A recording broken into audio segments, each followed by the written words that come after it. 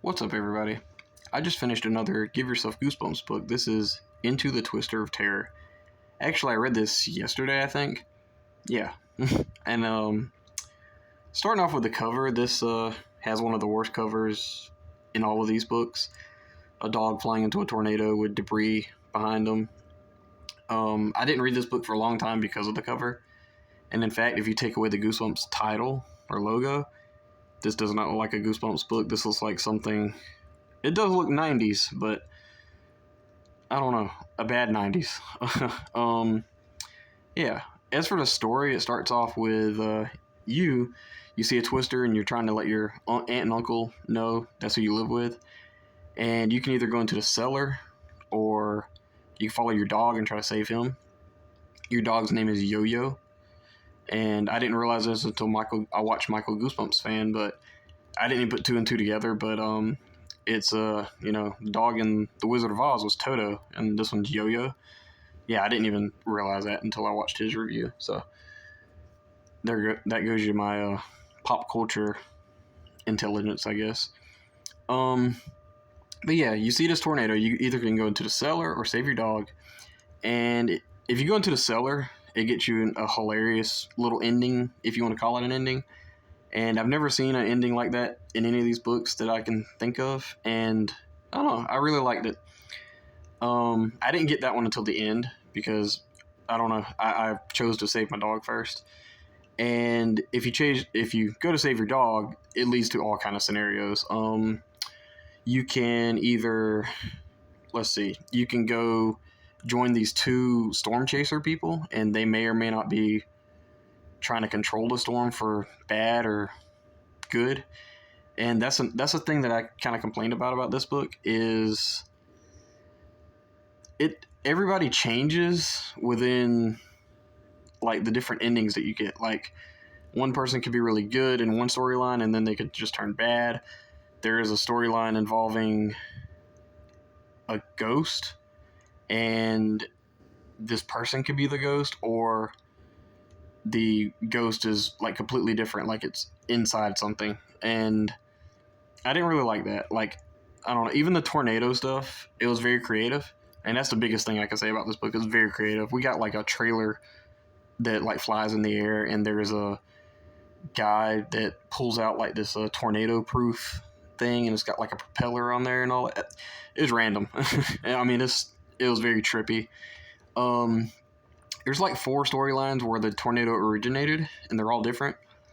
My favorite one was the where the scientist has these 2 kids, and he's playing this game with this like jetpack thing, and it forms a tornado, and these 2 kids are like playing tag, and that's where the tornado came from.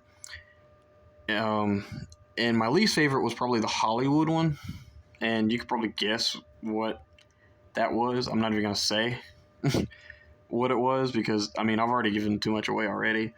There's one with a monster inside the tornado, and there's one more that I can't think of right this second. Oh yeah, there's one where this girl you meet named Wendy. Get it, Wendy. She steals this doll from a cave, and it conjures up a Native American ghost that's after its doll. And I thought it was kind of funny because I just read a book about like ghostly Native American people, and yeah, so it was kind of a coincidence. I had no idea this would have this in this book, so yeah. But yeah, I didn't really like that the tornadoes were just different things. Like, I'd much preferred if the tornado was made by one specific thing, and maybe the tornado could do different things, that's fine, and just take you to different places. I think that I would have liked that a lot more. This book just felt random, just for the case of just it could be random. Like, it felt like it could just, I can do whatever I want. And it was just random. Like, it was like nonsense at sometimes. But now, there was some good endings that I really enjoyed. There's one involving a giant, and it's random. It doesn't have anything to do with a tornado. There's a giant, and you find something that leads you to a giant, and that's how it ends. And that one was random, but I actually liked it for some reason. There's a couple of endings involving your dog. where if you're really good to your dog, he saves you. And there's some more endings where if you leave your dog, you can either choose to leave your dog or go, save your dog. He gets attacked by the storm and like put in this other cellar or something. And you would think that if you leave your dog, you get a bad ending, and that's not necessarily the case. And I actually like that. All of the endings with the animals and stuff are really good. I actually liked the storyline about the animals talking and stuff, but it wasn't very long. It was very quick. You like run from them in a school and in a school bus, and you got like a horse, a bear, like all kinds of stuff just like chasing after you. And yeah, Into the Twister of Terror was kind of a mixed bag for me. I'd probably give it like a 3 out of 5 stars. There's some cases where this could be a 4 out of 5 stars, but it just depends on. I went like based on like how coherent the story was, and the story was not coherent. Like the singular stories were coherent; they were great. But if you go based on, okay, well, this tornado is caused by this, and this tornado is caused by that.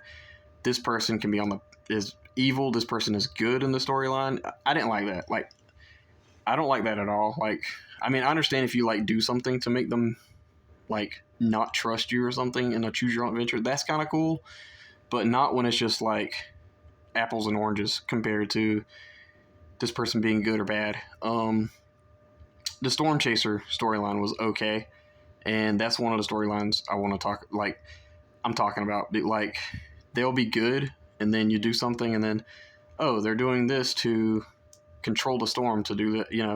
I thought that was kind of lame.